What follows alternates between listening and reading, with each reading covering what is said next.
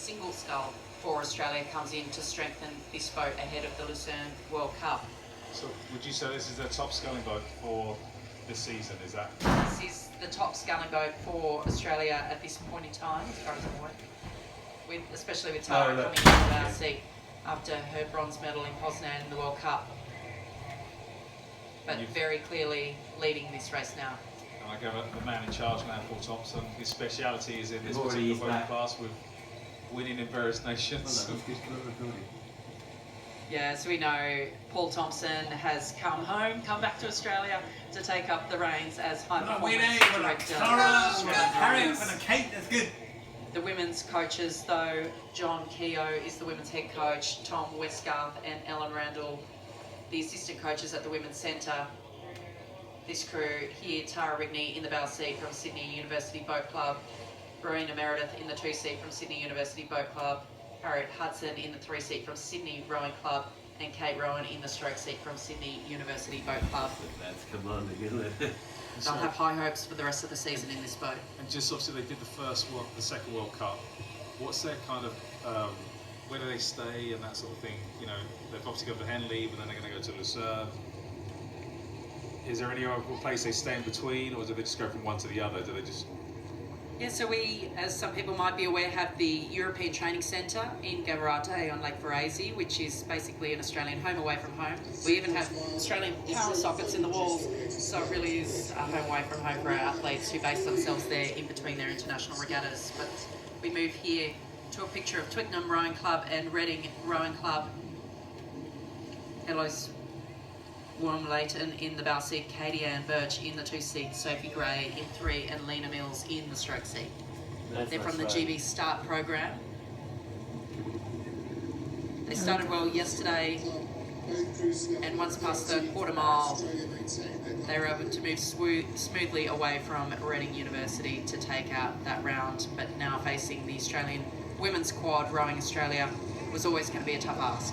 Yeah, and they look, if they have just changed the Australian unit here and moved people around, they still look very in tune with one another. That's a pretty impressive change. It's only happened in the last week.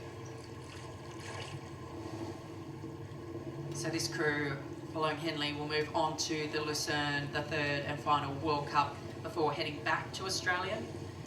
So there's quite a big gap because of the European Championships this year to the World Championships, so we'll see the Aussies and the Kiwis head home for a couple of months and then come back for the World Championships, which are towards the end of September, so about a month later than normal. It's really late this year, isn't it? It's a long season. Come on, girls! Twickenham athletes there, I suppose trying to enjoy this experience as much as possible, going up against the obviously favoured Australian international crew. Really well there as a unit. Athletes of the future, they're part of the World Class Start program. Yeah, such a fantastic program. Can you tell us a little bit about the World Class Start program? We reference it quite a lot in the commentary. Can you tell us what the program is and how it came about? Yeah, it's kind of evolved over time, looking for potential athletes of certain size, attributes that are accustomed to our sport of rowing. So, going through various centres, schools, and just finding athletes that might want to give their own a go. You can't say that if you're a certain size you can be brilliant, but can we give these athletes the opportunity to find a sport and try and bring them into the rowing community? And there are different centres around the country that specialise in helping that development. So we have many coaches all over the country working hard to try and find those athletes of the future to make successful here. Yeah, just. A bit of a steering correction required there. I was getting a bit concerned about that crew heading toward Coombs. Tara Rigney just looking over her shoulder. They are steering well as they come down to the line. Yay!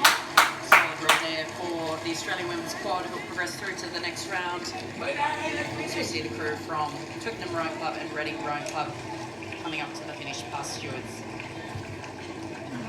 It's not even Rachel. The bridge is there as well, isn't she? Yeah. There she is, really. Look at that. Not even that tough, are they? Their confirmation of the Princess Grace, Rowing Australia taking the win over Twickenham Rowing Club and Reading Rowing Club. Oh, that's good.